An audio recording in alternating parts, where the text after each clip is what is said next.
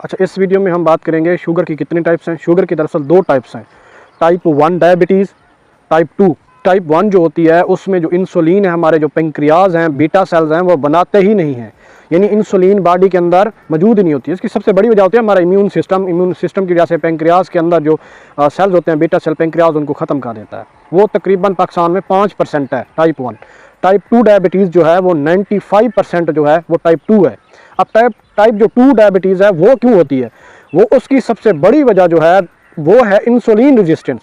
लोग ये तो बात करते हैं कि शुगर का लेवल ब्लड में हाई है, लेकिन वो ये नहीं बात करते कि इंसुलिन भी तो बन रही है, लेकिन शुगर को कंट्रोल क्यों नहीं कर रही। इंसुलिन एक चाबी है, जो शुगर का सेल है, शुगर है वो एक ताला है। जब चाबी मौजूद है लेकिन ताला नहीं खुल रहा, यानी keys are available but not unlock the lock, यानी चाबी मौजूद है लेकिन ताला नहीं खुल रहा, यानी चाबी लगेगी ताले को, ताला ओपन होगा, यानी रूम खुलेगा, उसके अंदर ग्लूकोज जाएगा, वो एज ए एनर्जी वो क्रिएट करेगा, वहाँ पे वो खर्च हो जाएगा।